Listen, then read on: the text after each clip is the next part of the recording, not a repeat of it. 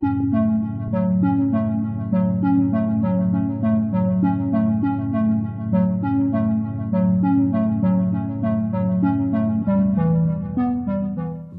adalah negara kepulauan dengan ibu kota Manama dan menjadi salah satu negara pertama yang mengadopsi Islam.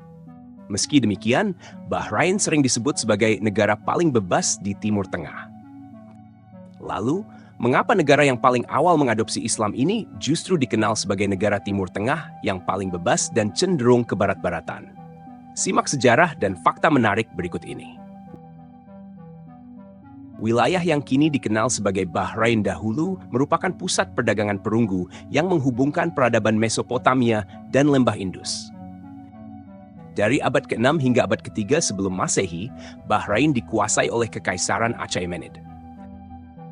Selama era klasik, wilayah ini dikenal oleh bangsa Yunani kuno sebagai Tilos, pusat perdagangan mutiara berkualitas terbaik di dunia, hingga abad ke-19.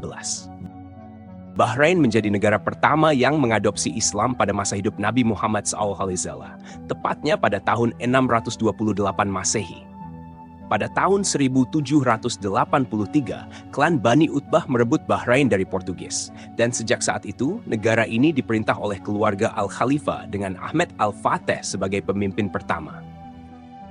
Masjid Al-Khamis yang dibangun di Manama pada tahun 698 Masehi menjadi bukti bahwa Bahrain mengadopsi Islam 4 tahun sebelum wafatnya Nabi Muhammad SAW, menjadikannya salah satu masjid tertua di dunia. Secara resmi bernama Kerajaan Bahrain, negara ini terletak di Teluk Persia dengan luas wilayah 765,3 km persegi, hampir setara dengan kota Jakarta.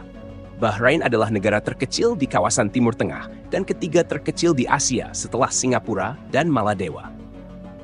Bahrain terletak di antara semenanjung Qatar dan pantai timur Laut Arab Saudi yang dihubungkan dengan jembatan King Fahd Causeway sepanjang 25 km. Negara ini terdiri dari 51 pulau alami dan 33 pulau buatan. Bahrain adalah monarki konstitusional yang dipimpin oleh Raja Sheikh Ahmad bin Isa Al-Khalifah yang naik takhta pada tahun 2002. Sejak tahun 2010, sekitar setengah dari pemerintahan Bahrain terdiri dari anggota keluarga Al-Khalifah. Meskipun minyak menjadi komoditas utama negara-negara di kawasan Timur Tengah, Bahrain adalah negara pertama yang menemukan dan mengeksplorasi minyak di kawasan ini. Melalui Bahrain Petroleum Company, minyak ditemukan di Bahrain pada tahun 1932, tahun yang sama ketika Arab Saudi merdeka. Manama, kota terbesar di Bahrain, adalah tempat tinggal keluarga kerajaan.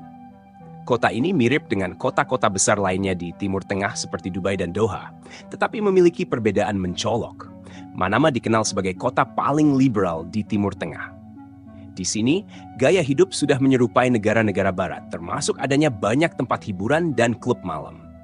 Aturan yang lebih longgar membuat Manama menjadi salah satu kota yang paling banyak dikunjungi di Timur Tengah. Mata uang dinar Bahrain yang lebih kuat daripada dolar AS turut menjadikan ekonominya stabil. Hukum dan peraturan Islam di Bahrain lebih longgar dibandingkan negara lain. Hal ini dipengaruhi oleh budaya dan sejarah panjang Bahrain yang pernah menjadi protektorat Inggris dan juga pernah diduduki oleh Portugis selama zaman penjelajahan. Kejutan terbesar bagi orang asing adalah aturan yang cukup fleksibel terkait kepercayaan agama.